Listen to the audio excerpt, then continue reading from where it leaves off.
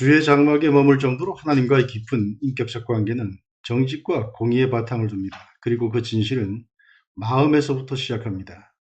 정의의 관심은 외부가 아닌 내부에서 출발합니다. 타자지향적이 아닌 자기지향적이죠.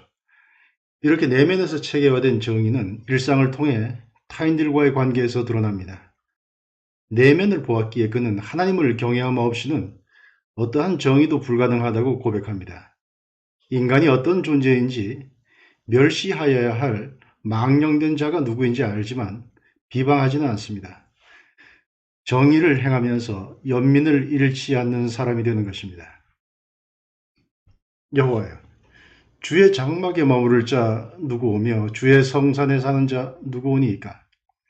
정직하게 행하며 공의를 실천하며 그의 마음의 진실을 말하며 그의 혀로 남을 허물하지 아니하고 그의 이웃에게 악을 행하지 아니하며 그의 이웃을 비방하지 아니하며 그의 눈은 망령된 자를 멸시하며 여호와를 두려워하는 자를 존대하며 그의 마음에 서원한 것은 해로울지라도 변하지 아니하며 이자를 받으려고 돈을 구워주지 아니하며 뇌물을 받고 무죄한 자를 해하지 아니하는 자이니 이러한 일을 행하는 자는 영원히 흔들리지 아니하리이다. 시편 15편 1절에서 5절까지의 말씀입니다.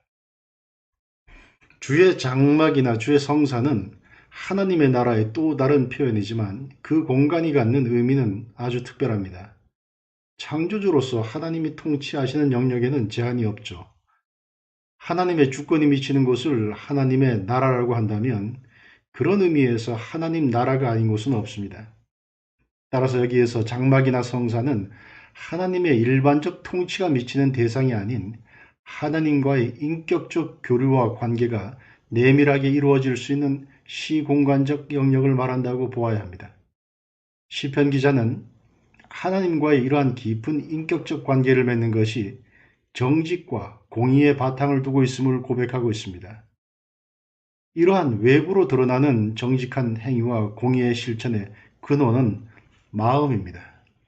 그는 우선 마음의 진실을 말합니다. 그래서 마음으로 자기에게 약속한 것이 설령 자신에게 해롭다 할지라도 변하지 않고 지킵니다. 누구와 약속한 것이 아니기에 누구의 평가도 비난도 받을 필요가 없습니다. 지키지 않는다고 해도 무어라 그럴 사람도 없지만 그는 속으로 서운한 것도 지키고자 합니다. 그런 점에서 정의의 출발은 외적인 것이라기보다는 내적인 것에 있고 타자지향적이 아닌 자기지향에 있습니다.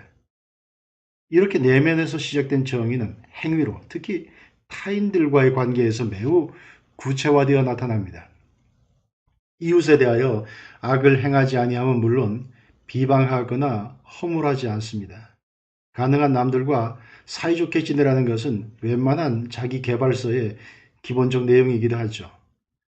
세상에서 성공하기 위해서는 원수를 만들기보다는 친구를 많이 만드는 것이 좋기에 둥글게 사는 것은 일종의 지혜이기도 합니다. 그러나 본문에서 이웃을 비방하지 아니한다는 뜻은 적당한 양시론이나 양비론의 처세술, 선악간 판단을 하지 않는 판단유보의 비겁함을 말하는 것이 아닙니다. 그는 멸시할 줄도 압니다. 망령된 자를 그는 멸시합니다. 반대로 여호와를 두려워하는 자들을 존대합니다. 그만큼 선악, 호오가 분명한 사람도 없습니다. 그 기준은 여호와에 대한 경외가 있는가의 여부입니다. 왜냐하면 그의 모든 판단과 태도 역시 여기에 달려있기 때문입니다. 마음의 진실을 말하고 해롭더라도 마음에 서원한 것을 지키는 그의 가치관과 태도는 자신의 의를 과시하려는 데서 나온 것이 아니라 하나님을 두려워하는 데서 나왔다는 걸 누구보다 자신이 잘 알기 때문입니다. 하나님을 경외함 없이는 어떠한 정의도 불가능하다는 걸 고백하는 사람이기에 그는 망령된 자를 멸시하지만 한편으로 그를 비방하지는 않습니다. 인간의 한계를 알기 때문입니다. 세상에서의 정의는 대체로 단죄와 연결됩니다. 불의를 단죄한다는 명목으로 가차없이 칼을 휘두르지만 종종 그 자신이 먼저 그 대상이 되어야 할 경우가 많은 것을 볼 수 있습니다.